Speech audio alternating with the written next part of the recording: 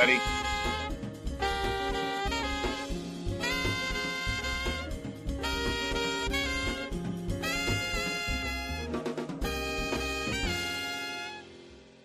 All right, all right. What a way to bring in the Tea Time Tuesday. Hello, hello. Welcome, everybody. I'm Patrick J. Brown, your Executive Director of Renewal Context and Culture here at the Renewal Center. Welcome to Tea Time Tuesday. Welcome, welcome, welcome. The end of November. Oh, my goodness, the time has gone by. So good to have everybody on this evening, wherever you are viewing from. You are grateful for you to be here with us. Again, Tea Time is about where we pause, reset, and build resilience. So please make sure, let's get the likes up. Let's get the likes up, if you will.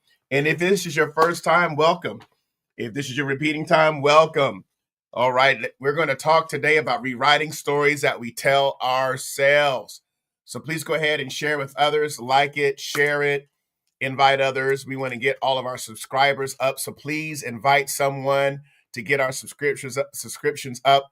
We have 126 subscribers. I want us to get to 200 by the end of Tea Time tonight, by the end of November. So welcome, everybody. So glad that you're here. Please make sure that you grab your journal.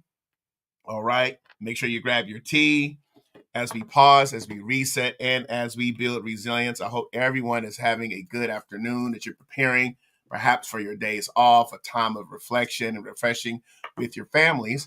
So I'm so glad that you're here with us here at the Renewal Center. We're grateful to have you here. Before we get started, I want to first of all talk about our tea of the week. And hopefully you have your tea. So go ahead and get your tea ready, get your journal ready. And our tea of the week actually is cranberry sauce tea. So, well, why'd you choose that? Well, pretty obvious why. Again, this is a very interesting tea because this is sophisticated in flavor, subtle in flavor, classic cranberry sauce. You can choose an Earl Grey background, chai for warm spices, or you can make it even fruit flavored with black or green teas.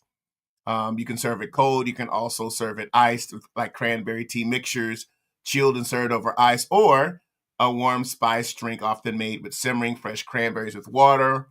Add some cinnamon sticks, some cloves, some citrus juices like an orange or a lemon. You strain it, and of course, you serve it sweetened and warm. So I am going to actually try that this week. So again, I've done the cold, of course, and ice, but I think I'm going to go ahead and try it where it's actually hot. So served warm. So tea of the week, of course, is our cranberry sauce tea. If you're out there, let me know what your tea of choice is for this evening. I actually have cinnamon tea this evening. I'm going to relax as we engage in our renewal practices today. What is your tea of choice out there? Tea timers, let me know. It is good to have all of you on. So let's see what's out there, everyone. All right. Got folks that are chiming in. Hello, good to see you, Monique. So thank to have you on. Hello, hello. All right, one of our leaders here at the Renewal Center, Carmela's on as well. One of our leaders here at the Renewal Center. So glad to have you on. That's right. Hello, Tanya. Hello, hello. Darlene. Hello. Sharon. Hello. Christian Chemo Chick. Hello. Found Favor. Hello. All right. B.A. Hello again. So good to have all of you on. And so grateful to have you on. So if you're out there, let us know. Let us know. Yes, it is very interesting tea, cranberry sauce tea. So I'm like, let's try this out. What we got out here? Blackberry tea. All right. What else? What else do you have out there, folks? None tonight, no tea tonight, but you got decaf coffee. All right. And everybody, let's get the likes up. Let's get the shares up. Let's invite people into the space. All right. We got other teas that are out here. All right. Spiced tea. That's right. All right. Anybody else? What you got out there? So glad to have each of you on. We've been celebrating here at the Renewal Center 5 years this entire month of November. Let's clap it up for the RC, the Renewal Center. Our vision here to reveal Christ, renew minds, restore lives, and reform culture here at the Renewal Center. Celebrating 5 years of life transformed, and the next chapter begins. We are evolving. We're still serving. We're building community. We're excited about you being a part of that. And if we have helped you in your walk with Christ, or helped you with renewing your mind, restoring lives, or even how you reform culture, give us some hearts, some likes. Let's expand and share. We want to welcome you into the space here at the Renewal Center. Excited about you being a part of who we are and what we do. And so grateful for 5 years. All right. Grateful, grateful, grateful. So again, thanks everyone for being on. As we get started, I want to give your attention to a few areas that we're focusing on here at the Renewal Center as we go into the month of December and close out the month of November. We are focusing on the Heart of Renewal, our community program. And one of the things we say here is that we're better together and we take care of each other. And so let's bring relief through holiday support. For the entire month of November and through December, we're going to be serving and partnering with Christ Sister Restoration Cooperative Christian Ministry in the Concord, North Carolina community. And we'd like you to consider partnering with the Renewal Center. One of the ways we're going to do that is through the Heart of Renewal. We have a food drive, actually this coming Saturday. If you notice there on the screen, we'll be doing donations at the drop-off location. Please note there the Panera Bread here in the Concord Mills area. One member from our team will be there on Saturday, 1 p.m. to 3 p.m. So if you're in the Concord, Charlotte area, all right, you're out there, you're shopping already on Friday anyway, so you might as well go by and drop off some items and connect with us. Again, this coming Saturday, 1 p.m. to 3 p.m. on Saturday, and of course, December 13th as well. One way you can do that is you can also donate to the Renewal Center.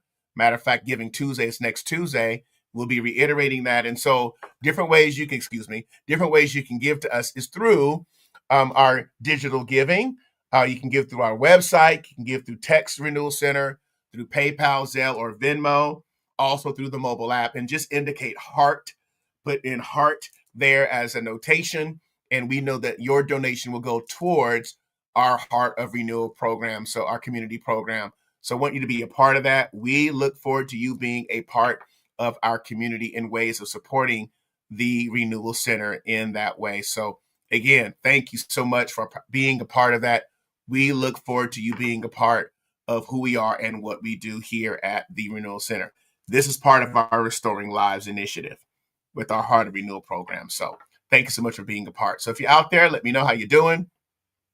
Let me know what's going on. I hope that all is well with you today as we get into our program. This is our last tea time for the year. We're taking a sabbatical for the month of December, and we'll start off refreshed, renewed, and recalibrated for the month of January. So we want you to think about everything that you've gleaned from tea time and renewal practices all of 2025, right? And I want you to consider that, think about it, and I want you to apply these principles and practices throughout the month of December.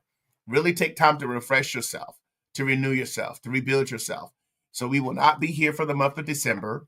We're going to take time off to refresh ourselves and recalibrate, and we'll be back with you in January. So I want to thank everyone for being a part of us, of the Tea Time community this month and the previous years. And again, thank you so much for participating in our Heart of Renewal programming. All right. So if everybody's ready, make sure that you grab your journal, your tea, and let's concentrate today on our renewal practices. But before we get started, we want to locate ourselves. Things are busy. There's a lot going on in the world. We want to take time to take care of ourselves by pausing, resetting, and building resilience. So we're going to locate ourselves before we dive into our renewal practices for this evening. Hopefully you're in a comfortable space and you're tuning in, and we're looking forward towards our engagement today. So let's take a few moments, if you will. Let's locate ourselves, and then when we come back, we will dive into our renewal practice.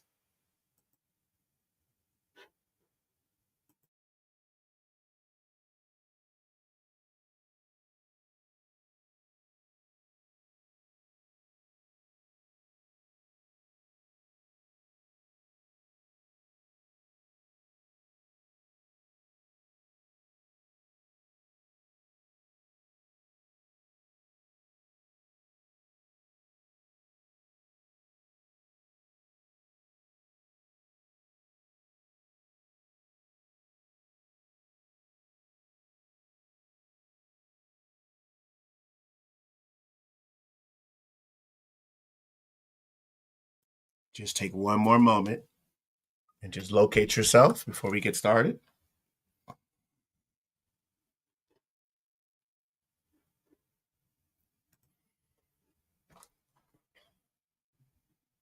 All right. Thank you again for participating in our Locate Yourself. All right, let's get into our renewal practice for this evening.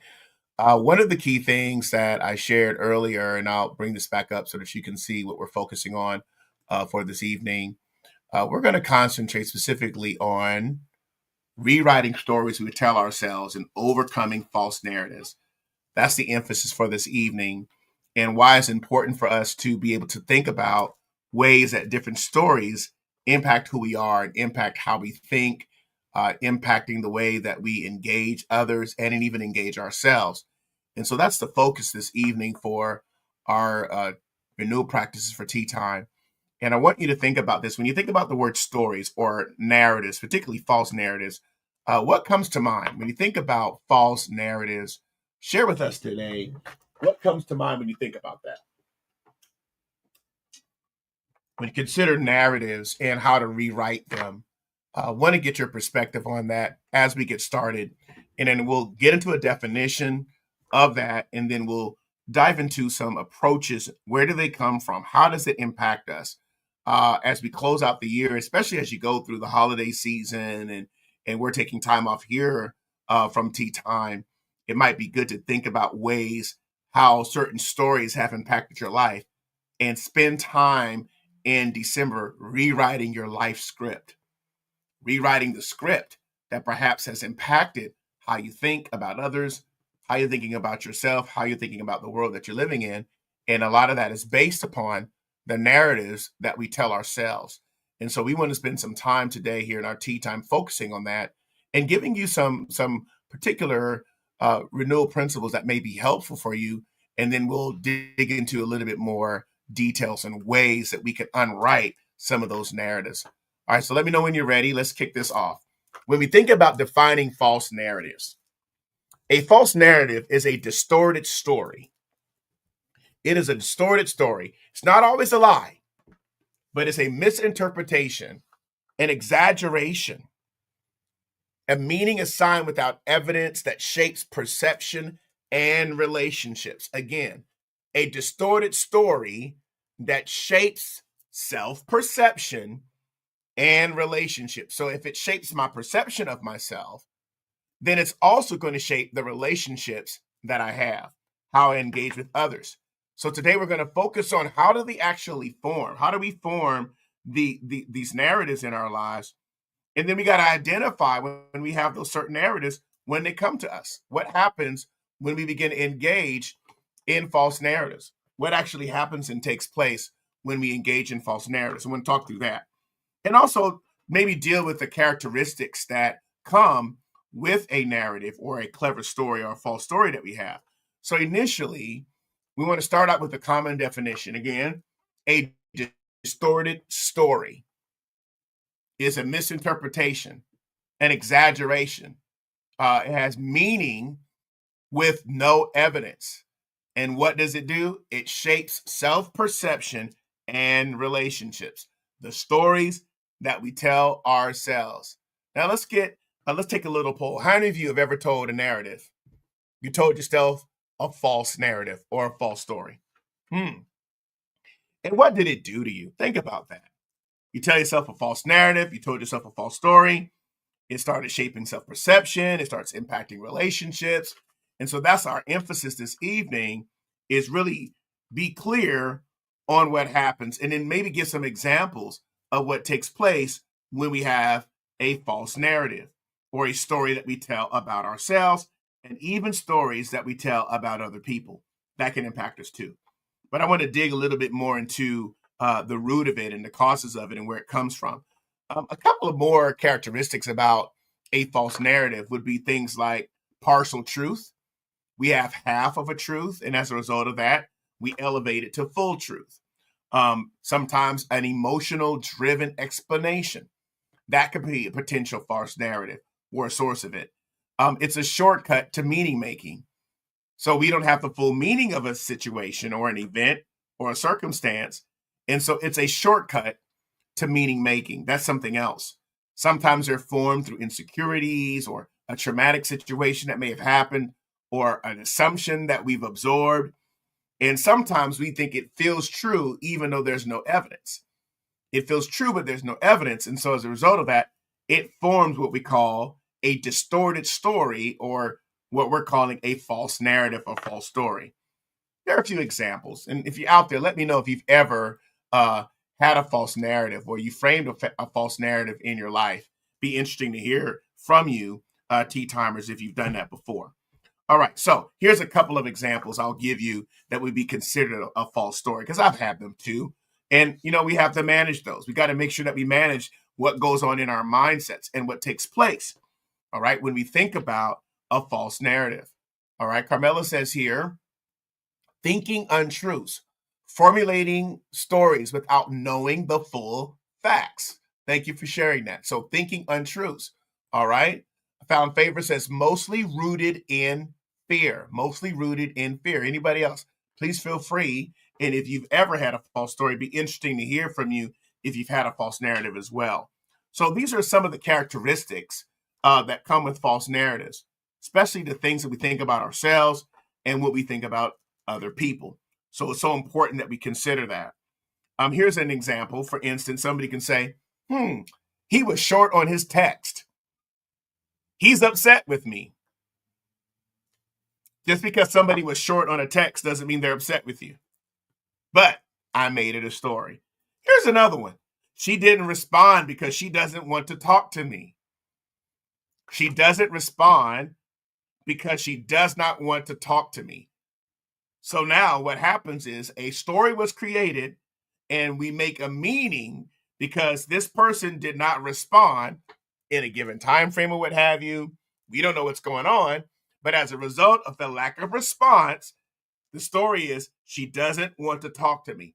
So now I put intention, I put motive, and I put meaning behind this person's not responding. Or we can say things like, I always fail in relationships. Always? So using all-inclusive words like that, I'm always or I never. Again, those are characteristics of false narratives. My colleague doesn't value my work. My boss doesn't value my work. That is a story. Maybe they have never said it to you, right? But it doesn't mean that they don't value it. However, because we didn't hear it, right? We create a story, we put that in our minds, and it goes into motion. This person didn't respond. Maybe they don't want to talk to me. The person was short in their response. Maybe they're angry. They're upset with me. I'm always failing, or I'm never able to complete this, or I don't finish things. These are all stories that come out of our mouth, that we think, that impact us. Those are a few examples. So it's important, friends, that we consider how we tell ourselves stories and what happens when we do that. And I think this is a very good tea time to close on, because this is going to help us. All right. Oh, Darlene shares this. Watch this. Hearing the words, we need to talk, dreading it. And, oh, wow, dreading it. And it turned out to be good news. What are you talking about? It can already. We immediately go to the negative. We immediately go to the false narrative. Thank you for sharing that. Monique here says, a skewed perception of something based on how we feel. Thank you for sharing that. All right, these are all descriptions, of false narratives and what that does to us. All right, so again, a false narrative is a distorted story. It's not always a lie, but it's a misinterpretation. It is an exaggeration. It's meaning without evidence. I'm assigning meaning without any evidence. And then what it ends up doing, it shapes our self-perception as well as our relationships. So it has a shaping power to it. So let's dive into, here's a few ones. May limit self-development or desired goals, failure to thrive or move forward with an idea. Absolutely, it may do that completely. So I want us to look at ways if we have told ourselves false narratives, all right, in our self-perception, in our connections with others. It's important that we evaluate the root of it and figure out how do we get that out of us. So let's look a little bit into the missteps of misleading narratives. One is meaning making. We fill gaps with emotion and not evidence. So if the evidence is missing, chances are the story is made up. Again, if the evidence is missing, chances are the story is made up. Now, of course, that might be somebody, well, I know, I just feel in my spirit. I just know. You still don't know, right? If evidence is missing, chances are the story is made up. False narratives are loud. They're often very loud, but they're rarely accurate. They're often very loud, but they're rarely accurate. So the first thing we want to think about is meaning making. That's a misstep. We fill the gaps with emotion. Not every feeling deserves elevation. Just because it is a feeling does not mean that we should elevate it into a narrative. But many times when we are in a misleading narrative, we make meaning. So we start filling the gaps with emotion. And as a result of that, that emotion is elevated into a narrative and it fuels it even more. So meaning making is a misstep. Another misstep is magnification. We exaggerate the negative cues. Your story about the event is not always the event itself, right? So false narratives, again, you may have a story about the event, but it doesn't make the event. And so magnification is important. One of the things I like to say is whatever you magnify is what you're going to dispense.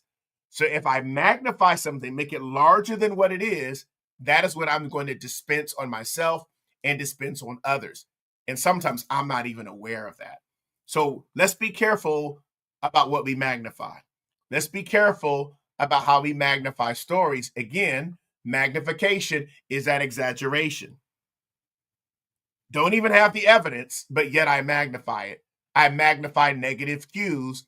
And as a result of magnifying it, that again creates more traction in the false narrative. So again, we started out again with meaning making, filling the gaps with emotions and not evidence, not facts. We want to have the facts over the feelings, but sometimes we don't do that. What else do we do? Magnifying, exaggerating the actual negative cues. Here's the third one, misinterpretation. We read situations through an old wound. Well, I'm kind of used to that happening to me. That's a story. It always happens to me. That's a story. I've gotten used to it. It is what it is. That's a story. Again, misinterpretations. We read situations through old wounds. And again, your mind may narrate. So if it narrates, you must investigate. Let's write that down, everybody. Put down the word investigate.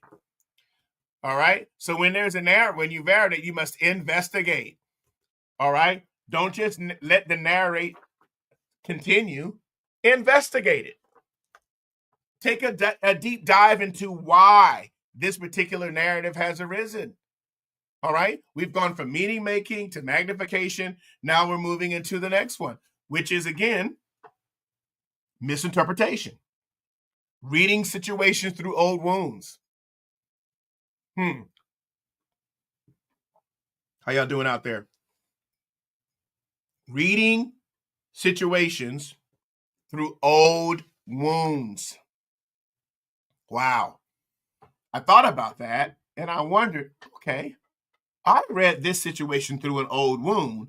So the old wound is misinterpreting the present situation. The old wound is misinterpreting the current reality.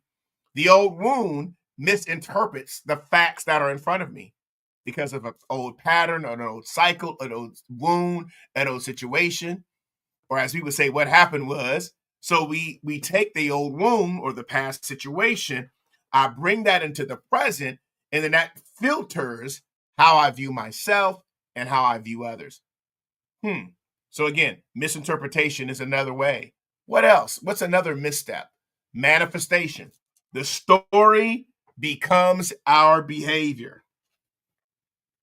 The story becomes our behavior. And I'm talking about emotional states and cultural narratives, and even some families have scripts.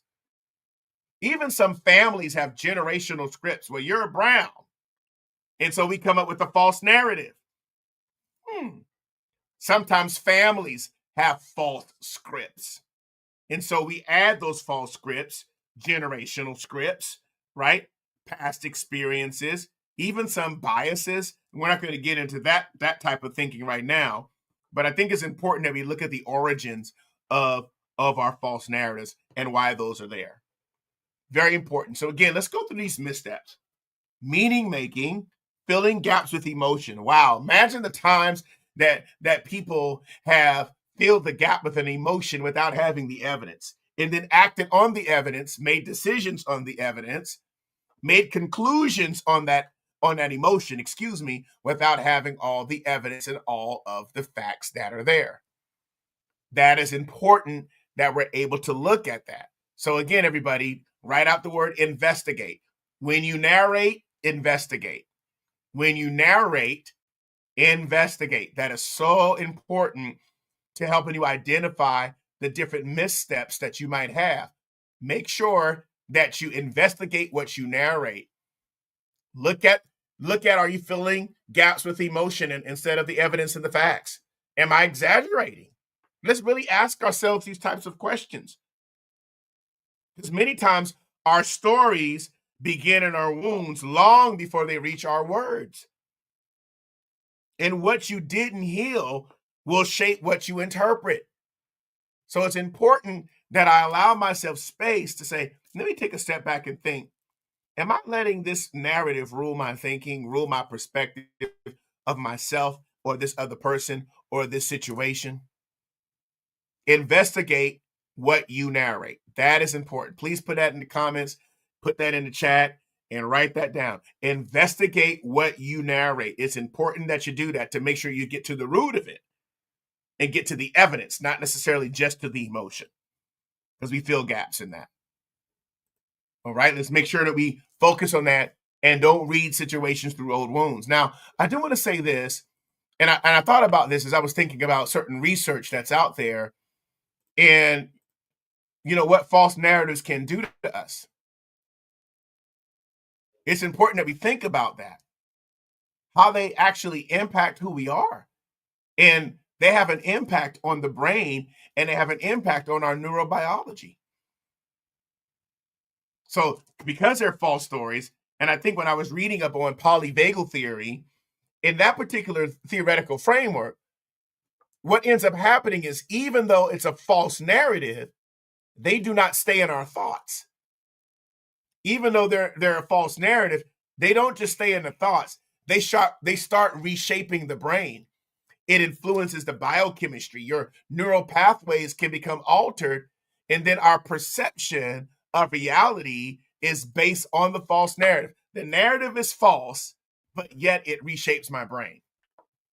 It influences even my biochemistry. My whole homeostasis is thrown off because of a false narrative. It's kind of like the person that is addicted to they're at a slot machine or they're gambling or something, and the neural pathway still wants that hit, that dopamine rush, and the neural pathway, it alters. So I keep connecting to it. So a false narrative can do the same exact thing to us. Is it can reshape the brain and influence our biochemistry, starts altering neural pathways. So let's talk about this. We can say things like, well, they don't care about me, or I'm not valued, or all those other examples I gave. That happens in the amygdala, which is our threat detection center. See, the amygdala responds to perceived danger, even if it's not real. So the amygdala doesn't know any different. It's going to say that's a danger, even though it may not be a real threat. So now my body responds, my biochemistry responds. I can even become hypervigilant. That false narrative will activate the same pathways as a real physical threat. And even if it's a false narrative, it has a real threat on my body. Cortisol increase, adrenaline increases, my sympathetic nervous system, that increases, my brain becomes hypervigilant, I start looking for evidence to support my story. See, I told you that was going to happen. And it's not even real. But what ends up happening is that narrative starts ruling my physiology. Our biochemistry now becomes impacted by the false narrative that we told ourselves.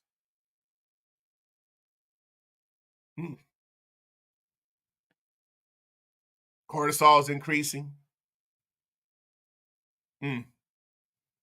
Adrenaline rush. Polyvagus nerve. I think one of the things that they said in that book, and I have it right here, I was reading through it on the neurophysiological foundations of emotions, attachments, communication, and self-regulation.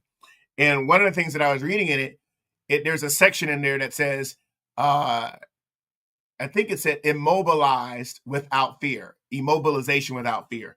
So the person that experiences this false narrative, that person is immobilized even though they're not experiencing real fear.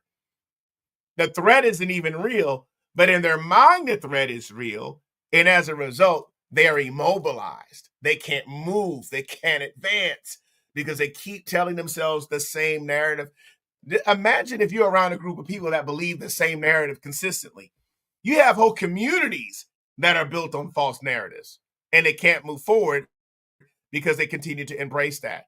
And imagine what happens with I think it's called fear circuitry. There's research out there about fear circuitry where we keep reinforcing it, even though it's not necessarily a real threat, it's a perceived one. And the real evidence is looking at evidence, not looking at just solely emotion. And so our brain, which is a pattern-making organ, the more often you tell a story, even if it's false, the more your neural pathway will strengthen. The story can be completely false, but because your brain is a pattern-making organ, if you keep telling yourself the story and others the story and others tell you the story, the more your neural pathway will be strengthened. I think it's heavy in learning that says neurons that fire together, wire together. That's why it's important for us to investigate what you narrate. All right? We're coming heavy in our tea time today, all right? So again, meaning making, magnification, misinterpretation, manifestation, the story becomes our behavior. We embrace the story and it becomes our behavior. What are your thoughts so far? I'm going to sip on my tea here and let y'all consider this. All right. I hope this is very helpful for everyone because I want us to think about ways we've told ourselves story. And again, when we magnify it, we dispense it. The more we magnify things, we dispense those things on others. And we must be very mindful of what we magnify, especially if it's constantly picking at the negative situation or what's not happening or what is happening or what we perceive is happening. And then that story rules who we are and it rules our thinking. One thing I wrote down, and I want you to consider this: invisible stories create visible consequences. Invisible stories create visible consequences. The more that I embrace an invisible story, it will begin to manifest visible consequences in my body and in my world and in my life and in my perception and in my relationships. So it's important that even if it's invisible, be mindful that when I create this invisible story over and over again, where I'm reinforcing it with the words I say, through what I'm thinking, with my thinking patterns, what ends up happening is it will bring about a visible consequence in my life. All right, let's go to the next point here. Now let's talk about the roots of the wrong story. The roots of the wrong story. Things like the history, past wounds, all right, that create present interpretations. We talked about that. Habits, okay, biases, assumptions that we have. Hurt, emotional vulnerability, amplifying the perceived threat. That's important as well. Again, let's go back to what I talked about with the amygdala, all right, and the way that the brain works in our neuroscience. All right, it has that capacity and that ability to be able to amplify the false narrative. So let's be careful and very mindful of what we're doing there. It will be perceived danger, but we make it real, even if it is perceived. Hearsay, cultural, social, workplace narratives. All right, you got narratives about politicians. That's right. You got narratives about family members. You got narratives about your colleagues. You got narratives about your boss. You got narratives about what you see in social media and on regular media. There are narratives culturally, subculturally, that are out there. And so a subcultural narrative, hearsay, can also create a particular type of engagement in a social, cultural, or workplace context. Well, Patrick, you're ignoring it. Well, where's the evidence? Again, where's the evidence? And all it's going to do is continue to have fear circuitry and stress and amygdala overactivation. Again, your brain is pattern making organ. It'll get to the point where your default mode network, which is responsible for rumination, it keeps faster access to negative interpretations. You've gotten so used to the negative interpretation that the brain now becomes wired to immediately go to the negative. I mean, immediately. And you have faster access to the negative narrative than you do the positive narrative because it's wired you that way. I know it's quiet out there, so I guess folks are just disengaging, but I hope this is making sense. All right, this is important because if we're going to renew minds, which is one of the tenets here at the Renewal Center, sometimes our emotional residue can feel like truth. Sometimes, again, emotional residue can feel like truth. And so that's what happens with our brains, our neurobiology, our biochemistry becomes impacted. So we got to think about the root of this, whether it's history or habits or hurt or hearsay, and then also hollow spaces, lack of information. We fill it with fiction. All right. Everybody put in the comments, your mind fills blanks. Your mind fills blanks. So if it's a gap there, many times our mind will just fill the blank with something. Our emotions will just fill it with something. So we want to make sure that we have the facts. But your mind fills blanks. And many times old pain will narrate new situations. So that's why we investigate, again, what we narrate. Wow. Very interesting, isn't it? These are important approaches that we look at. And I want you to consider your history or your habits or your hurts or your hearsay or your hollow spaces and say, do I have any of these roots of a wrong story? Has it grown to the point where it's taken root in my life? And as a result of that, I don't even realize that it's there. Even in the brain, I think they call it the default mode network. That is the part of our self-referential system that's responsible for rumination. So when we continue to ruminate, we end up having a faster, quicker access to negative interpretations. And then that emotional residue ends up feeling exactly like truth, even if there's evidence to the contrary. Wow, so many different systems in our minds, in our neural pathways, our biochemistry become impacted. And as a result of that, now when we continue to embrace false narratives, it limits our prefrontal cortex function. And you know the prefrontal cortex is responsible for logic and decision making, and that's the part that's responsible for emotional regulation. You know what happens? That takes a back seat. The prefrontal cortex is out. I'm done. It gets suppressed during an emotionally charged interpretation. And then what happens is that emotion, that false narrative hijacks my logic. I can't think clearly. I interpret less accurately. I make assumptions instead of having evidence.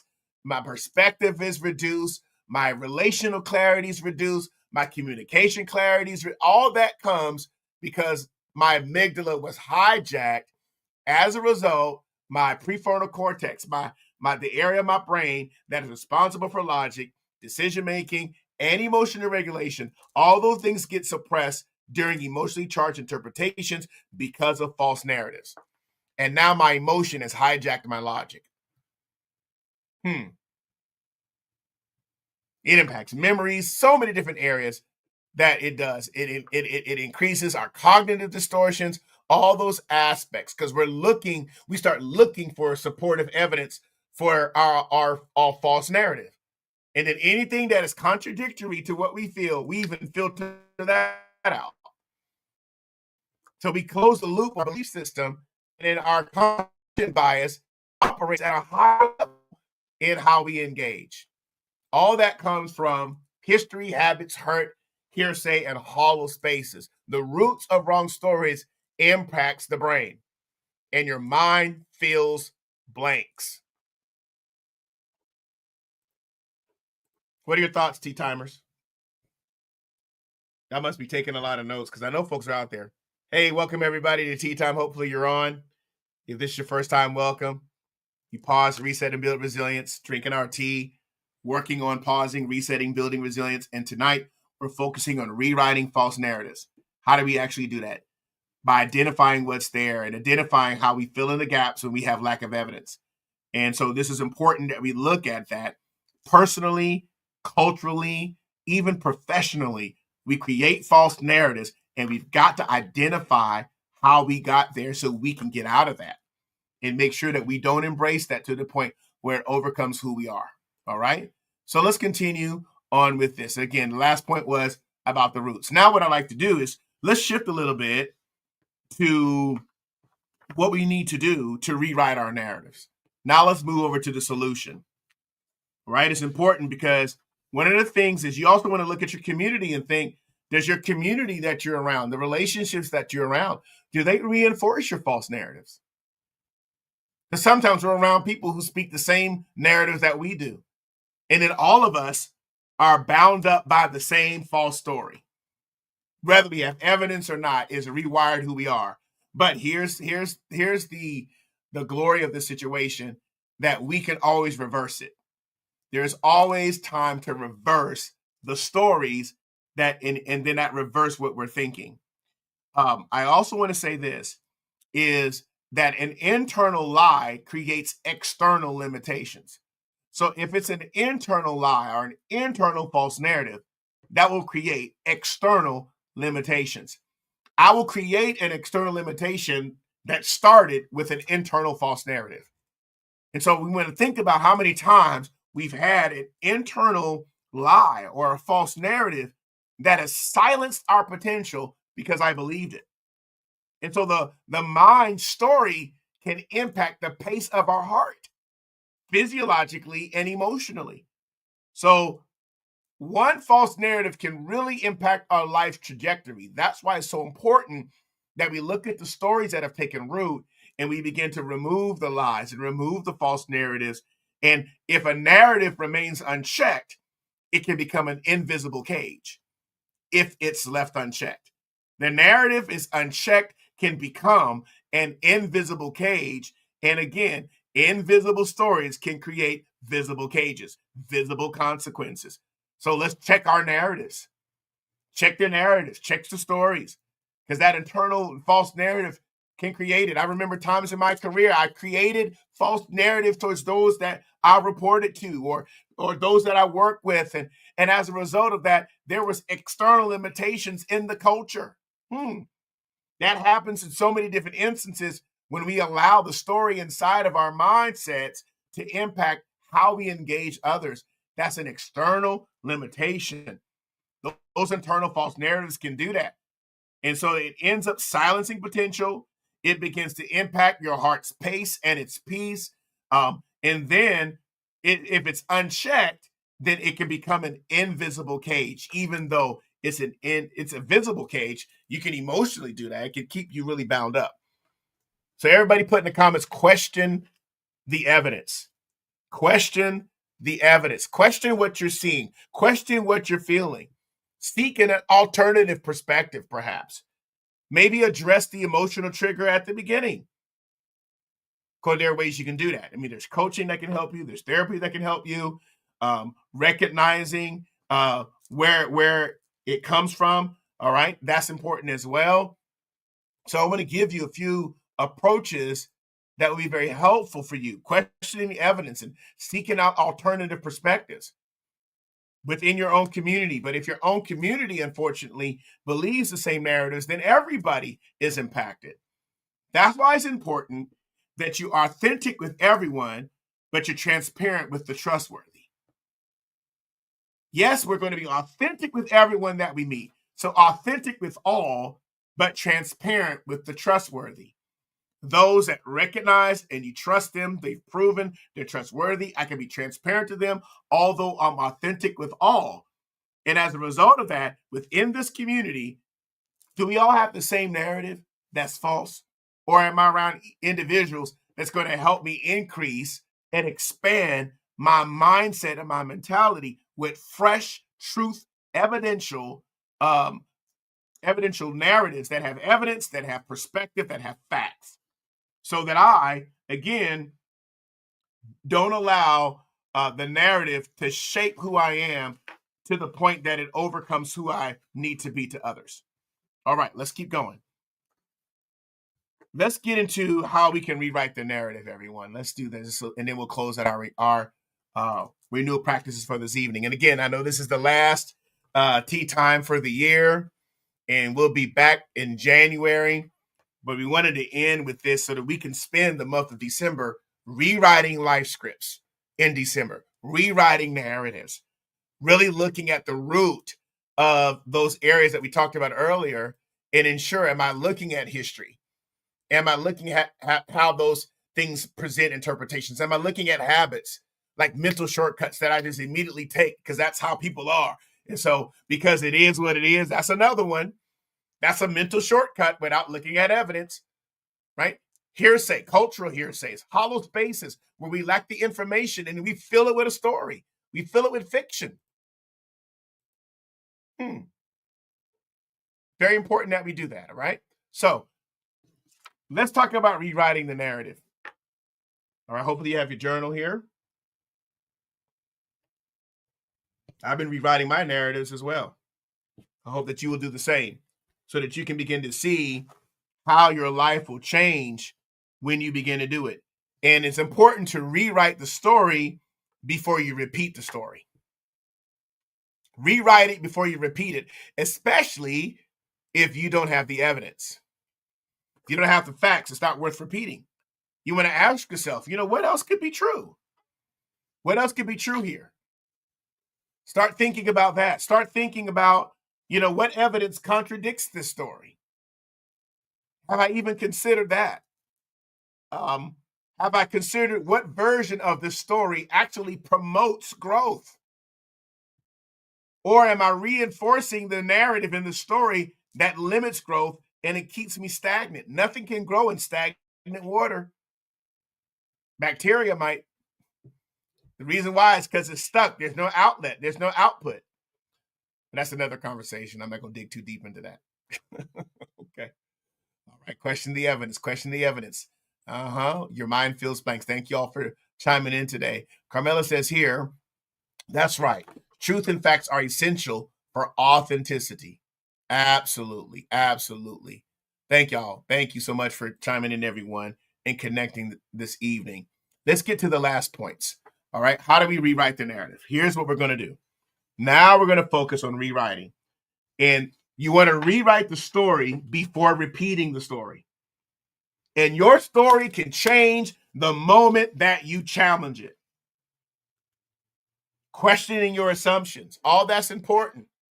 Recognize the narrative. Do you recognize the narrative? Awareness is important. Recognize, and don't just say awareness, recognize it. Hey, I realize this is there. What else could be true about this? What evidence contradicts the story? What version of the story promotes growth? Root out the origin. Trace it back to where did it come from? Root it out. All right, everybody type out recognize and then type in root out. So you want to recognize the narrative. And it's important to rewrite it before you repeat it, but recognize the narrative is there so that you can question the evidence, then root out the origin after you've traced it back. Now, let's be honest with ourselves. Did you really trace it back to the root of origin?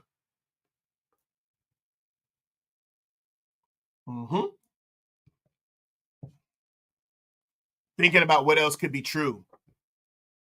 What evidence contradicts the story? What version of the story actually promotes growth, or it reinforces is that I stay in that false narrative, as well as the community that I'm involved with, how I'm engaging with others. So recognize the narrative, root out the origin, which means you got to trace it back, because an unchecked narrative, again, becomes invisible cages. And I don't even understand why I'm still stuck in the cycle. And my physiology, my neural pathways are now reinforcing something that's not even real, but it's a perceived threat.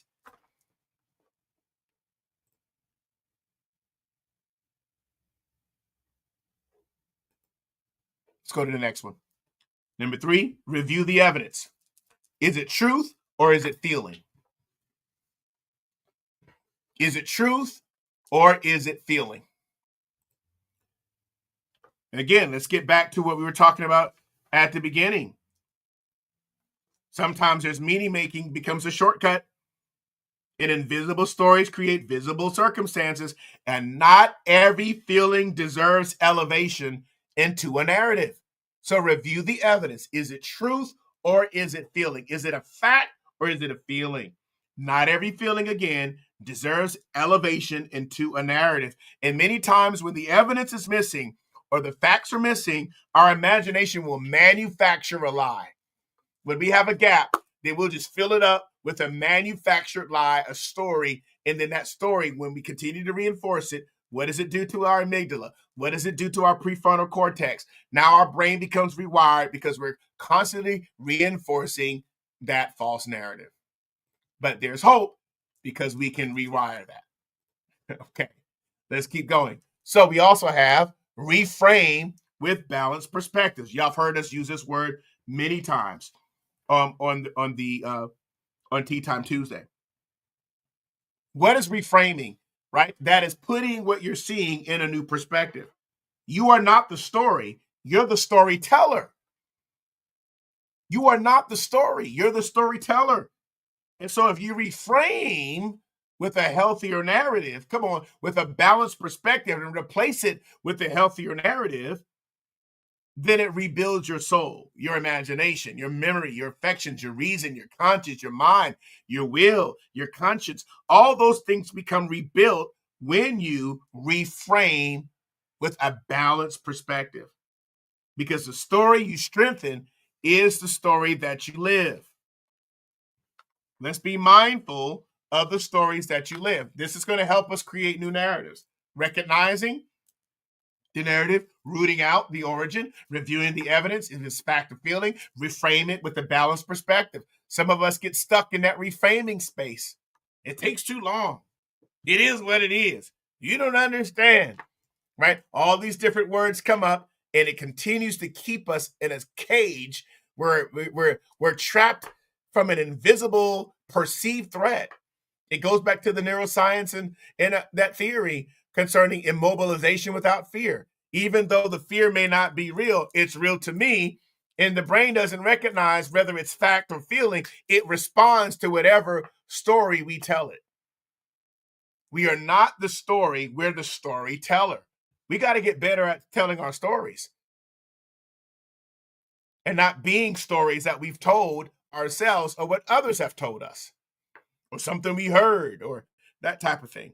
So it's important that we take a look at that, all right? I'm not the story, I'm the storyteller. And the story I strengthen is the story that I live. All right, let's wrap up these last few. All right, again, replacing with a healthier narrative and then reinforcing through new habits, new language, and new behaviors. Well, you're not in my situation, so you can't tell me. It's not about the empathy at this point. It's not about sympathy at this point. This is about just recognizing, how do I shift the narrative? How do I rewrite it? recognizing that it's there. That means I accept it and I acknowledge it and I'm honest about it. Rooting it out. I trace it back to the origin. That's where that came from. That's not true. Reviewing the evidence to see if it's a fact or a feeling and reframing it with a balanced perspective where I replace it with a healthier narrative and I reinforce it now through new habits, my words. Like if you find yourself keep saying the same thing, you're stuck in a false narrative. Because when we keep rehearsing narratives, that means that we're stuck anyway. We keep replaying it. So that's why we say, you know what? I'm replaying this narrative. I got to get out of this. I got to get unstuck because I'm keep telling myself the same thing. I heard somebody say long ago, it's the mind, not the behind, that determines the bottom line. Heads you win, tails you lose. All right. Rewrite the narrative, reinforce it through new habits, new language, and new behaviors. What else could be true? What evidence contradicts the story? What version of the story promotes growth? Very important here. I want everybody to rewrite your life with truth as your editor. Rewrite your life. From writing books and writing content, you get an editor. They have a different lens. They want to make sure you clarify your voice, make sure that your audience hears it. You know what? Rewrite your life with truth as your editor. Is truth the editor of my life, or am I keep recycling the situations over and over and over again? Am I crafting a story that's going to carry me forward now? Is my new narrative going to be my new beginning? Am I speaking to myself like someone worth believing? These are important principles we want to have in place if we're going to rewrite with powerful, productive, peaceful, and healthy narratives. I want you to write down the word perspective. You want to see wider than the moment. I have found myself at times where I accepted a narrative because I was narrow. I was so tunneled on vision on what was happening in front of me that I couldn't see wider than the actual moment. When you see wider than your moment, that means perspective is now changing. You can begin to rewrite a more powerful narrative when you see wider than the moment that you're in. I was stuck in that. I can't believe that happened. And over and over again, kept replaying it, kept talking about it. Didn't realize I was spilling on people that were important to me in my life. And I had to realize, oh, wow, my perspective is narrowed on the moment instead of seeing wider than the moment. Perspective. Ask yourself, check, clarify. Think about possibility. Think about a story that expands your future. What if I'm whole? What if I'm pure? What if I'm restored? What if I'm new? What if the situation never changes, but my mindset changes? Wow. Perspective. Seeing wider than the moment is so important. Choosing gratitude, choosing compassion, asking and checking and clarifying. That's proactive behavior. Thinking about possibilities. What's the posture of what's going on inside of me? You don't want to tell stories that cause you to shrink, but stories that cause you to grow and expand. So craft a story that's going to help you move forward. So I ask a few questions and we'll finish up with our tea time and let you go. First of all, I want to thank everybody for being on tonight. I hope that tea time has been strength to you all in 2025, especially this evening, because this is our last tea time for 2025. And we look forward to engaging you in January. We're going to take a time of relax and just reboot ourselves here in a sabbatical. But I want to ask a few questions for you to think about and consider as you're journaling, as you're reflecting. I want you to think about it. What's the evidence? I want you to spend some time in December rewriting narratives, replacing assumptions with clarifying questions. Here are a few that you can ask yourself. Where have you misread silence or distance? Where have you misread silence or distance? That's one question. Another question.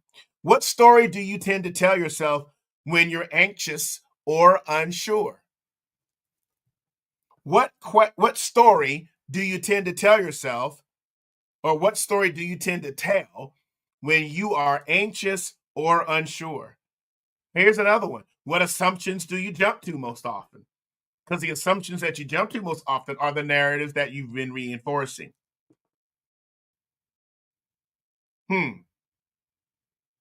What story from your past still influences how you behave today? Again, that's an awareness question. What stories from your past still influences how you behave today? And that's revealed through your patterns, your cycles, and your decisions, by the way. And here's another one. What narrative about yourself are you most ready to rewrite? Hmm. What narrative about yourself are you most ready to rewrite? All right, I just want to give you just a few prompts for you to consider as you rewrite the stories that you tell yourself, overcome false narratives, that you're writing more gentle, compassionate, loving, gracious narratives about yourself by speaking self-compassionate language and keeping your narratives fact and evidence based and really practice curiosity. Continue to expand and grow. See wider than the moment that you're in. See wider than where you are right now in the moment and really choose compassion over any assumption. And I encourage you to ask, to check, to clarify, and create a story that will expand your future. All right. Your new narrative is your new beginning. All right, Renewal Center. All right, Tea Timers. The new narrative is the new beginning. Write the new narrative. All right. Expand perspective. See wider than where you are right now. All right. Make sure that you walk away with perspectives that partial truth will not elevate full truth. All right. It's important that we consider that because invisible stories, again, can create visible consequences. And we want to continue to rewrite and reframe. Before we finish, what are some of your takeaways for our tea time this evening? What did you learn? What was potentially new to you? Um, what can you do differently? Share some of your takeaways, folks. We'd love to hear from you. What are some thoughts? What are you going to work on? All right. What are you committed to? What are you thinking about? And I'll bring up some of these slides one more time just for us to consider. Again, think about meaning making, how we have missteps, magnification, or misinterpretation. All right. I wanted us to consider also the roots of a wrong story, perhaps something in history or past wound or habits, mental shortcuts and hurts and hearsays, maybe cultural or social, could be workplace, hollow spaces where we lack the information or the data. Did we fill it with a fiction? What are we going to do? We're going to reframe it. We're going to rewrite it. And these are the ways we can rewrite our narrative. So, what are you thinking about? What is it that you're considering? What's going to be new for you? What are some of your takeaways while you're doing that and writing out your answers? Let me share a few things with you. And again, I want to thank everybody for being on. Again, I want you to consider supporting us in our Heart of Renewal 2025 community program. Together, let's bring relief through holiday support. We're asking you to partner with us with donations. We'll be receiving them through the month of November and December. So we want you to consider that this coming Saturday. Please meet us at the Panera Bread in Concord Mills. There's the address right there. You can drop off your donation. Any of these things that you're seeing on the screen will be received, all right, between the hours of 1 p.m. and 3 p.m. this Saturday, November 29th. So while you're out shopping, feel free to grab some of these items and drop them off at the Panera Bread area in Concord Mills. Or if you're not available, you could always give by supporting us here at the Renewal Center. These are the ways you can give to us through our website, therenewalcenters.com/give. You can text Renewal Center to the number there, 888-364-4483. Then also our PayPal and our Zelle is the Renewal Center 2020 at Gmail, or Venmo at Renewal Center. If you want to mail a check or money order, P.O. Box 1381, Concord, North Carolina, 28026. I want you to consider being a part of the Renewal Center. Pray for us, partner with us, and thank you so much for considering being a part of the Renewal Center and supporting us as we reach others through our Heart of Renewal. All right. Also want to say that tomorrow for our Reforming Culture that is canceled tomorrow, we will not be in session. All right. We will resume next Wednesday, December 3rd. That also includes our Friday morning prayer. We will not have Friday morning prayer on the 28th, this coming Friday. So just want to remind you of that. We will not be in Wednesday session this week or in prayer this week. We will see you this coming Sunday for our New You Digital Discipleship. So we look forward to seeing you this coming Sunday, 10 a.m.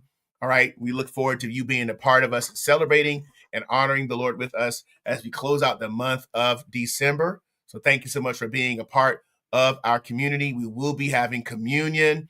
So we look forward to you joining us this coming Sunday for our communion as well. So we're looking forward. Bring your sacraments with you. We will be honoring the Lord with reverence and experience the fullness and finished work of the cross of Christ in our communion this coming Sunday, 10 a.m. for our New You Digital Discipleship. So again, thanks so much for everyone being on. We look forward to you being a part of our community this week. All right. What are some of your takeaways? Let me go to the comments to see if I see anything. All right. All right. Let's see what we got here. All right. Monique says, false narratives impact you physiologically and emotionally. Train your mind to challenge false narratives. Hey, Chris. How you doing, bro? Good to see you, man. Good to see you. All right. My aha takeaway. A false narrative unchecked becomes an invisible cage. I'm determined to become more aware of them and create healthier narratives. Thank you for sharing Found Favor. Darlene says, I have the power to change, rewrite my story, and gain good perspectives. Thank you. Sharon says, when considering all of the facts, question the evidence while I investigate as I consider the outcome and impact. Anybody else want to share any thoughts and perspectives of what is your takeaway from this evening's focus on rewriting the stories we tell ourselves? We look forward to seeing you for Tea Time Tuesday. All right. Top of the year in January. If not, we'll see you this coming Sunday for our New You Digital Discipleship. Thank you so much for being a part of our community. Let's go ahead and let's locate ourselves as we close out for the year for Tea Time Tuesday. We look forward to seeing you the next time. All right. And remember, I am Renewal. Take care of each other. Have a happy Thanksgiving. Have a Merry Christmas. Have a very good New Year. We will see you top of the year for Tea Time Tuesday in January. But please feel free to connect with us on our Sundays for our New You Digital Discipleship and also our Reforming Culture next Wednesday at 7:30. Thanks so much, everyone. Have a very, very good day. Oh, one more thing. I forgot. Let me put this out there. Excuse me. Women at the Well will be meeting December 6th. All right. So that's next Saturday, not this coming Saturday, but next Saturday, the first Saturday in December. So all ladies, please make sure that if you're already connected, all right, share with others, invite someone with you. That's the last Women at the Well Bible study series for the year. So next Saturday, December 6th, please make sure that you write this down. Take a screenshot right now, if you will. And you can follow us on all of our social media pages so that you can get this out to others. Invite someone with you December 6th. I have an expectation that especially all the Renewal Center ladies, you're definitely going to be there. And then also invite someone with you to be there as well. I hope that you will be engaged. That's what we're here for, to engage and strengthen community. All right. Thanks so much. Have a very good rest of your week, and we'll see you next time.